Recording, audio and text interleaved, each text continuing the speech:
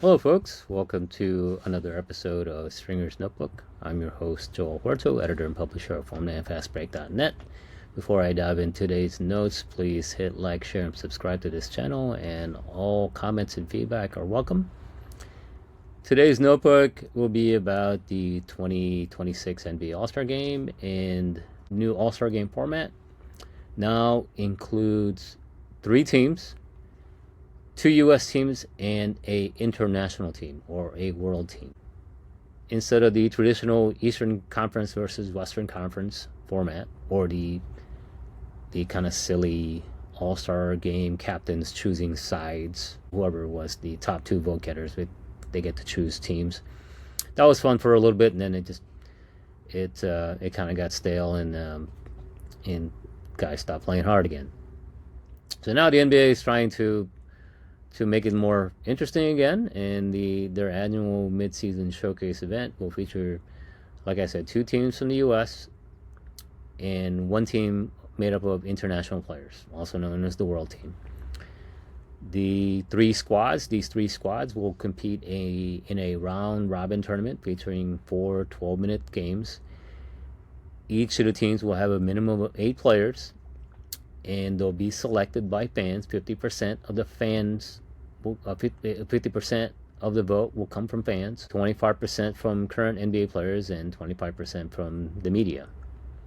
If the All-Star Game voting does not result in the selection of 16 U.S. players and 8 international players, then NBA Commissioner Adam Silver will get to select additional All-Stars to join either group to reach that minimum.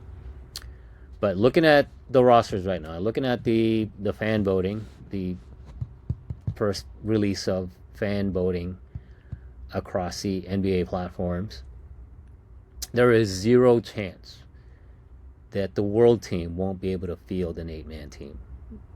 Absolutely 0 chance, because there is more than enough talent, global talent, an abundance of talent, international players who could fill in the World Team roster. And right now, if I had to choose, if I had my pick on how the World Team will be constructed and who should be playing on the World Team, these are the 10 guys. So it's the minimum 8, plus I'm going to have 2 alternates to make it a full 10-man squad. These are the 10 guys who I think deserves or should be on the World Team. And I'm assuming these guys are healthy enough to play. That's another thing, that the health is a big reason. Some of these guys are either hurt or dealing with injuries, and also they could decide to skip for various reasons. But I'm assuming these guys are healthy enough to play, assuming they commit to playing in the All-Star Game at Intuit Dome in LA. These are the guys. These are the 10 guys, international players, who should be on the World Team. The starting 5 is pretty much a layup. At center, I'll start with the center position. I'll have Nikola Jokic, no-brainer, 3-time MVP, arguably one of the 5 best players in the world. The 2 forwards, I have Giannis Antetokounmpo and Victor Wembanyama. Giannis, 2-time MVP, NBA champion, leading vote getter in the All-Star Game, fan favorite. He's a lock. He should be on the team when healthy, if healthy.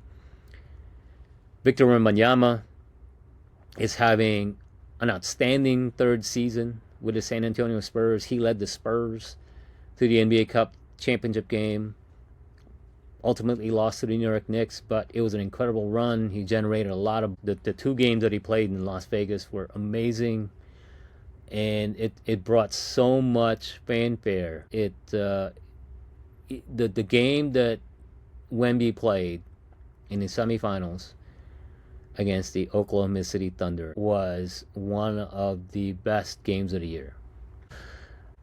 And then in the backcourt, I have Luka Doncic from the LA Lakers and Shai Gilgeous-Alexander from the OKC Thunder. That should be the starting 5 for the World Team.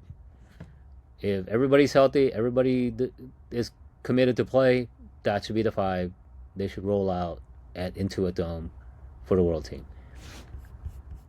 And then off the bench, I have Alperen Sengun, center from the Houston Rockets. Karl-Anthony Towns, center from the New York Knicks. Denny Avdia, guard forward from the Portland Trail Blazers. And then the two guys, the alternates, like I said, they only need minimum eight, but I'll add two more guys to this team. The other two are Jamal Murray, guard from the Denver Nuggets, and Lauri Markkanen, forward from the Utah Jazz. So right there it shows you how basketball has become such a global game now. Like, you can make a case, you can make a strong case that these 10 guys that I just mentioned, these 10 names, starting with Jokic, Giannis, Luka, Wemby, SGA, that could potentially be your all-NBA team. First team all-NBA team, right there. All international players, all deserving to be on all-NBA. And that five already has MVPs, NBA championships, NBA all-NBA accolades. Sengun from Turkey had an incredible run during Eurobasket. He deserves to at least be mentioned in the all-NBA conversation. Karl-Anthony Towns from the Dominican Republic. He has already made all-NBA before, so he should be a lock to make the world team. And Denny Avdia from Israel. You have a Portland Trailblazers team that has been dealing with injuries. They haven't had Scoot Henderson all year. And Denny Avdia has been playing point guard as the primary playmaker for the Trailblazers, and he's having a career year. And I think Denny Avdia is the early favorite to win Most Improved Player. He's now in his 6th year. He's averaging 25 points a game, easily the best of his career. A 10-point jump from his first season with the Blazers. He averaged 16.9 his first year with the Blazers. Now he's averaging 25.3. Clearly, he deserves to be on the world team. And then Jamal Murray and Lauri Markkanen. Murray from Canada, Markkanen from Finland. Murray, he's having a bounce-back year, averaging 25 points a game, which is 4 points higher than last season, shooting a career best, 45% from three-point range. And Lauri Markkanen had another player who had a remarkable summer, played very well in the Eurobasket tournament. He ranks in the top 10 in the league in scoring, averaging 27 points a game. He's the ideal small ball 4, stretch 4. And if you put him on the court with these guards, he will stretch the floor. He'll allow Luka and Shai and Jamal Murray plenty of space to go downhill and attack the paint. If all these guys are healthy, and like I said, Nikola Jokic is dealing with a knee injury, and I know Giannis has been dealing with his calf injury. Wembanyama had a calf issue as well. Luka Doncic has been dealing with a shoulder and some pain in his legs. So there's various reasons or signs that some of these guys might skip the All-Star game, but if they are healthy, and I hope they are healthy, I don't want any injuries to any of these guys. It would be a boon to the NBA if to have this international squad play in the All-Star game in LA. And if they can beat the United States, this would be quite an achievement for the world team, because for a few years now, there's a conversation around the league, like who's the best player in the league, and most of them are international guys. And there are questions, and if the NBA has become too international, too world-centric, and it's not good for ratings. They're not American-born players who are established stars, like a LeBron, like a Kevin Durant, like a Steph Curry. But I'm telling you right now, basketball is a global game, and based on the numbers so far, based on the viewership is up. Viewership is up across the board, thanks to the new TV deals with NBC Peacock, Amazon Prime, and also the long-standing partnership with ESPN and ABC. The NBA is in pretty good shape in terms of viewership.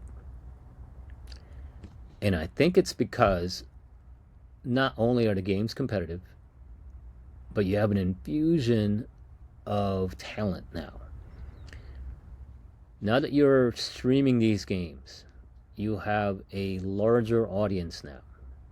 Amazon Prime, NBC Peacock, and obviously ESPN has their streaming platforms. People around the world can watch. And it's not a terrible thing to be watching non-American players.